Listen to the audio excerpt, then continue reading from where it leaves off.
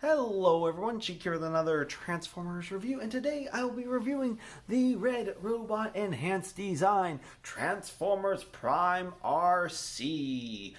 And there she is in her box, lovely artwork of her in her robot mode.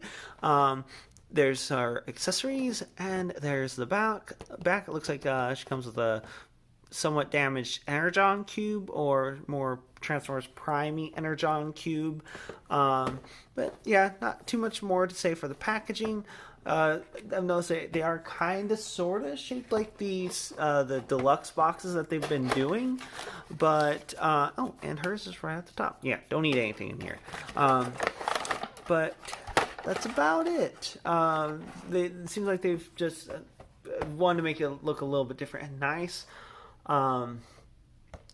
Schematic of Arcee looks pretty nice, and I'm sure is the same for Cheetor's as well. And then, of course, inside shows her weapons and accessories. Go ahead and set this off to the side. By set, I mean toss.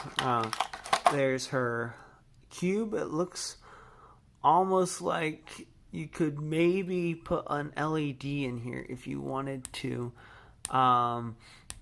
Yeah, I mean, I'm sure that if you were to take off the bottom of this, you could probably put an LED in there and make it glow purple. But it looks like it's an empty cube, so just go ahead and set that off to the side. Let's go ahead and take a look at her cannons, guns. They are actually quite nicely detailed. Looks like a nice gray plastic. Of course, since it's a softer plastic, it's a little warped, but nice gray, like metallic gray, with dark gray accents up here, right here. But then there's some nice lines running along. I mean, it's not the most detailed, well, fancy weapon, I guess. But considering that it's her, the weapons that come out of her hands, that her hands turn into, it's pretty cool, or flip out, or anyway, her hands switch out into these guns. And as you can see, they actually literally plug into where her hands do. And then, of course, she just has some fists. It doesn't look like they decided to include her fists on her in her packaging, but as you can see, got some nice blue for the back of her hands.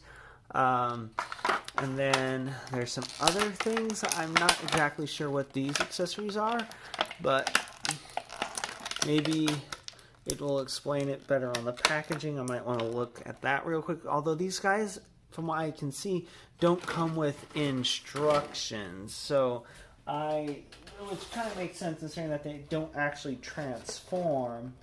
But, I mean, maybe something to help out with the accessories, but it does not look like it. I've taken everything out of the box. There's nothing else in there, but I guess they expect you to know what to do with them.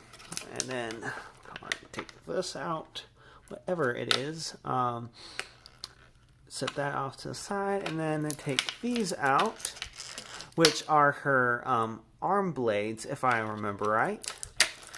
And that's about it for her accessories. Now let's go ahead and get her out of the box. Well, not box. She's already out of the box. Out of her plastic. Let's go ahead and put her legs out. Pop her, her double jointed arms out. And of course, she has a tie holding her in place. Oh boy. Okay, let's see how to best attack the situation without damaging her. Come on, let's see. There we are.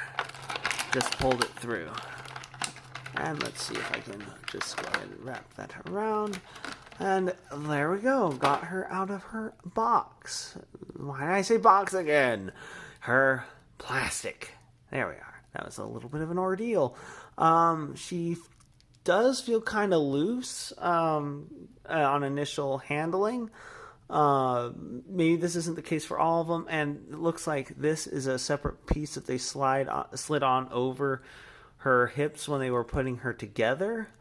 So this is kind of loose right here. But it doesn't look too bad. It doesn't look like the warping on this is horrible either, although it they aren't sticking out perfectly straight. But I guess they want to make her a little more durable rather than more likely to be brittle and break. But let's go ahead and take a look at her noggin. As you can see, very Transformers Prime face. Doesn't look like it was hand painted on exactly. It looks more like maybe possible decals that were applied or printed on, but for her eyes and mouth, and then nice copper for her forehead, horn, spine, whatever you want to call it, and then copper for the sides of her face, and then blue for the rest of her head. She does have copper accents on her wrists, and then just a lot of gray. She does have a little bit of a whitish gray on her back. She's got more copper on her calves, gray for her knees, and then of course she does have gray and, well, darker gray and light gray for the toes of her feet. And as far as articulation is concerned, her head does do a full 360. It can go up, well, it seems to be on a ball joint, but it does not go up very far. Goes down about that far, and there is a little bit of wiggle waggle, but not as much articulation on the head as I would expect. And some more detail on the back is you can see her vehicle mode tire. Her arms, her shoulders can go out about that far, can do a full 360. Her elbows can go that far backwards and about this far forward, so about as far, same distance both ways. Her wrist, of course, is on a swivel.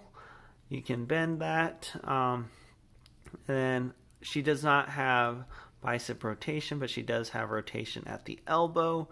She has, doesn't look like she really has much of an ab crunch, if she even has one at all, which I'm pretty sure she does. It's just stiff, but yeah, she does have a little bit, but it's just really stiff, and I really don't want to risk breaking her. And then she looks like she supposed to, yeah, it looks like she does have hip rotation, just need to break it loose a little bit. But it goes, she can do full 360 right there. Her legs can go about that far forward. They can go back about that far. Her knees do not appear to be double like on Cheetor. They go only back that far. Don't want to try to do too much as it is kind of thin. She does have rotation at the knee, and she also does have thigh rotation as well.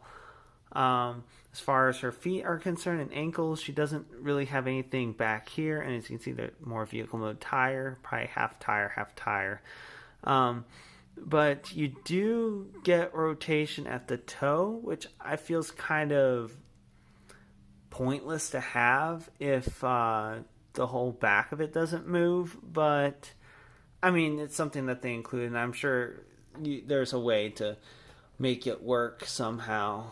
And then, of course, her blades, I do believe, attach back here on her, well, I'm not exactly sure where they attach because of, like I said, they don't really come with instructions. They just come with the accessories, and I guess they expect you to figure it all out on your own, but it doesn't seem like they clip in right here.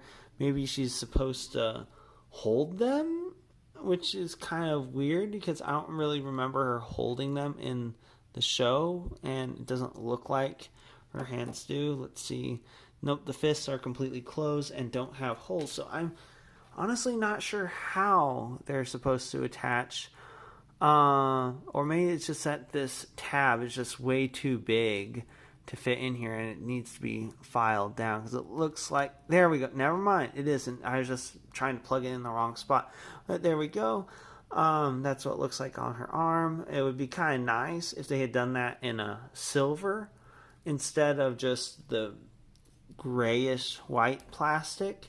I think that would have made it a little bit better. And then I think what this is supposed to be is a whoosh through the air.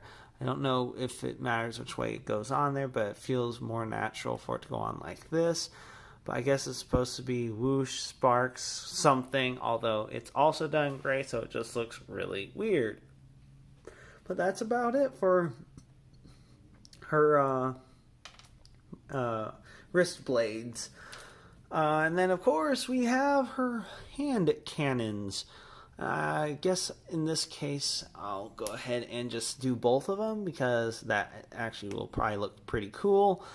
Except for the fact that they're probably going to look a little wilted because they are a little bit warped. But here we are with her hand cannons, and it looks like it's a little too heavy for this arm. And since there is the wrist swivel, it can do that, which just looks really bad. But as long as that's not too loose, it shouldn't be too much of a problem. And it's been a little while since I've seen Transformers Prime, but I don't remember them being this big. I thought maybe they're maybe about that big, not this big. But I mean, like I said, they are pretty detailed. It doesn't look horrible, but I think I'd just rather have her with her standard hands than her gun hands. I mean, I will admit I was like super excited when I first saw her because I was like I said in the video with Cheetor that I was actually kind of looking forward to them when I first saw the pictures of them because they do look really cool. Like it's like because especially Arcee is like one of the problems with her is that the other figures is that there's just a lot of kibble because she turns into a motorcycle and you can't hide everything extremely well. I mean, maybe a third party company has found a way or could find a way to do it, but not in the main line of figures. Overall, as just a piece to have displaying on her own with maybe some other figures, whether they're the red figures or not, I feel like she might be a great addition to, say, a Transformers Prime collection, like with Optimus, Bumblebee, all the rest, because I feel like Arcee's figure, from what I could see, is a little weak compared to the others, like Optimus. His was amazing. Really enjoyed that one. Kind of wish I still had him in my collection, but always have to make room for more, as you can see here, and I'm going to have to send most of these back home, like I mentioned in the previous video. Anyway, this has been a review of the red Transformers Prime Arcee. If you liked what you've seen and you'd like to see more, please click that like and subscribe button to see more. And until next time, have a good one, everyone.